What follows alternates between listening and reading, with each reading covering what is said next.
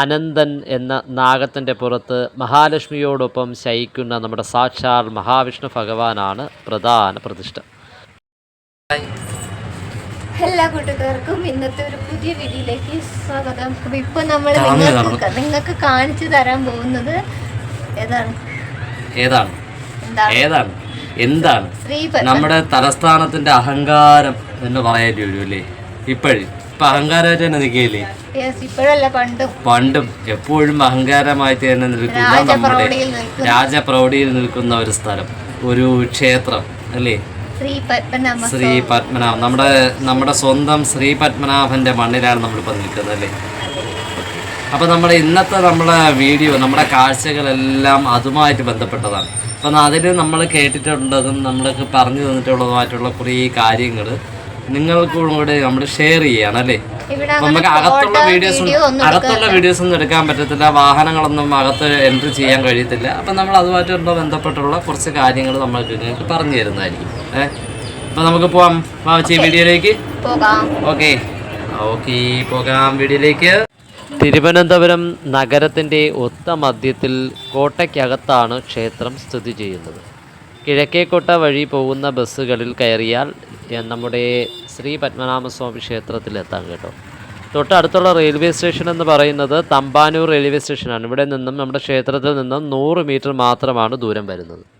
ദർശന സമയം പറയുന്നത് അതിരാവിലെ 3:30 AM മുതൽ ഉച്ചയ്ക്ക് 12 PM വരെയാണ് കേട്ടോ. വൈകുന്നേരം ആണെങ്കിൽ 5 PM മുതൽ രാത്രി 8:30 PM വരെയാണ്.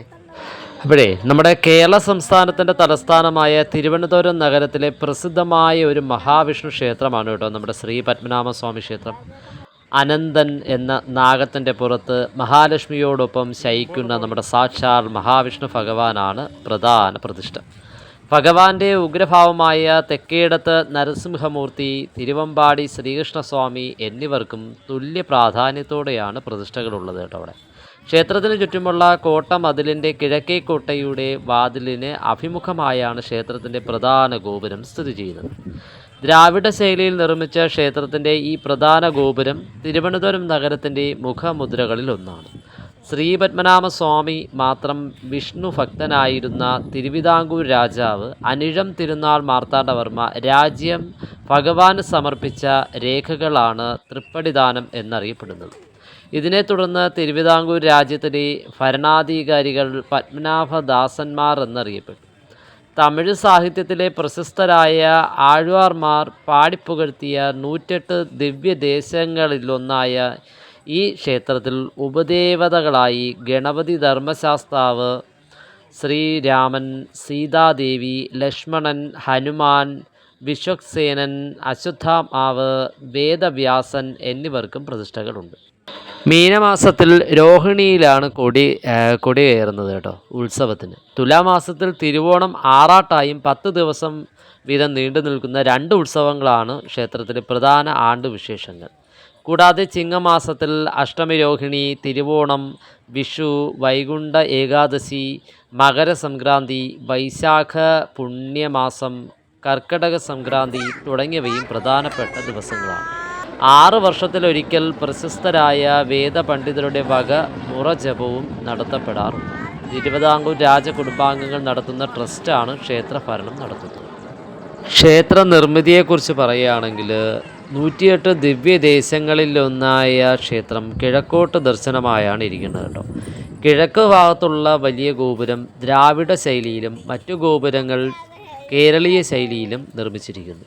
വടക്കു കിഴക്ക് പത്മതീർത്ഥ കുളമാണ്. ധാരാളം ദാരുശില്പങ്ങളും ചുവർ ചിത്രങ്ങളുമുണ്ട്.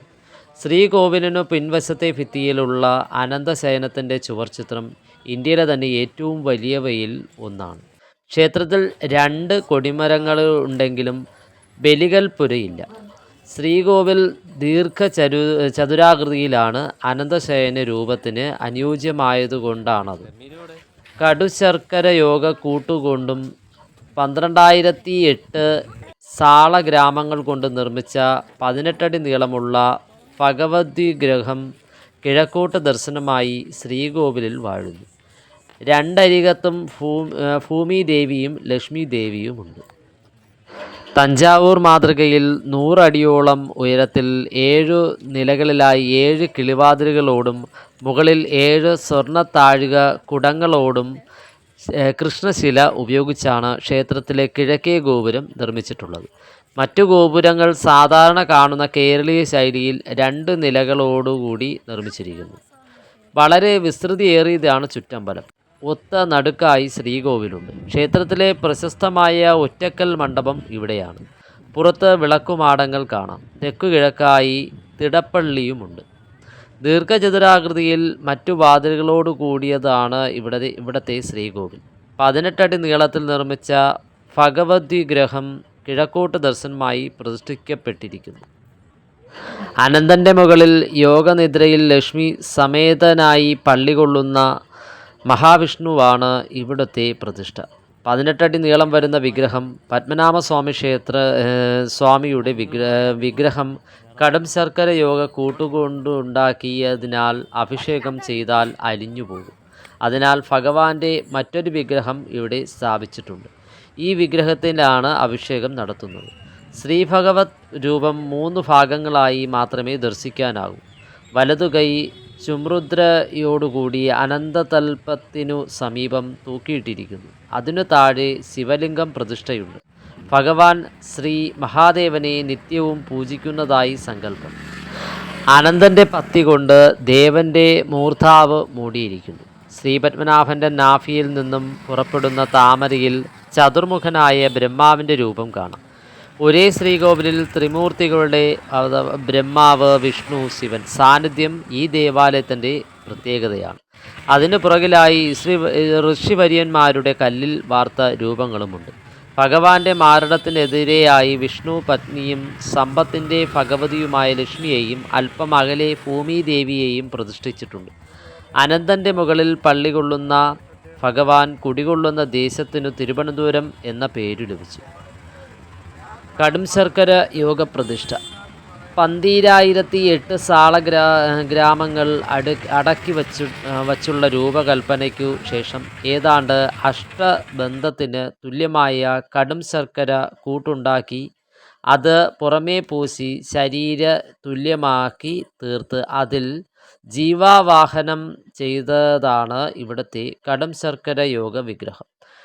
കടും ശർക്കര യോഗമായതിനാൽ മൂലബിംബത്തിൽ അഭിഷേകം പതിവില്ല. ഇതിനു പകരം ഒറ്റക്കൽ മണ്ഡപത്തിൽ പ്രതിഷ്ഠിച്ചിട്ടുള്ള അലങ്കാര വിഗ്രഹത്തിലാണ് നിത്യേന അഭിഷേകം നടത്താറുള്ളത്. കിഴക്കേക്കോട്ടയ്ക്കകത്തെ പുണ്യതീർത്ഥമാണ് പത്മതീർത്ഥക്കുളം. ശ്രീപത്മനാഭസ്വാമി ക്ഷേത്രത്തിന് കിഴക്ക് ഭാഗത്തായി വിസ്തൃത മനോഹരമായ അന്തരീക്ഷത്തിലാണ് പത്മതീർത്ഥം സ്ഥിതി ചെയ്യുന്നത്. കേരളത്തിലെ ഏറ്റവും വലിയ ക്ഷേത്രക്കുളങ്ങളിലൊന്നാണ് പത്മതീർത്ഥക്കുളം. ഇതിൻ്റെ 4 ഭാഗങ്ങളും ഗതകാല പ്രൗഢി വിളിച്ചോതുന്ന ധാരാളം കെട്ടിടങ്ങൾ കാണാം. ഇതിൻ്റെ കരയോട് ചേർന്ന് നിരവധി ക്ഷേത്രങ്ങൾ കാണാം. പത്മതീർത്ഥ ഹനുമാൻ നവഗ്രഹ ക്ഷേത്രം, ശിവപാർവതി ക്ഷേത്രം തുടങ്ങിയവ അവയിൽ പ്രാധാന്യമാണ്. പത്മനാഭസ്വാമി ക്ഷേത്രത്തെക്കുറിച്ച് പറയാൻ ഒരുപാടുണ്ട് കേട്ടോ. നമ്മളിതാ ഇവിടെ വച്ചങ്ങ് നിർത്തുകയാണേ. അപ്പോൾ ഈ വീഡിയോ കണ്ട് ഇഷ്ടമായവർ ലൈക്ക് ചെയ്യുക, കമൻറ്റ് ചെയ്യുക, ഷെയർ ചെയ്യുക, സബ്സ്ക്രൈബ് ചെയ്യുക. തൊട്ടടുത്തുള്ള ബെൽബട്ടനിലൂടെ പ്രസ് ചെയ്യണമെങ്കിൽ പുതിയ വീഡിയോ കാണാൻ കഴിയുന്നതായിരിക്കും. അപ്പോൾ ഇന്നത്തേക്ക് വിട. Thanks for watching.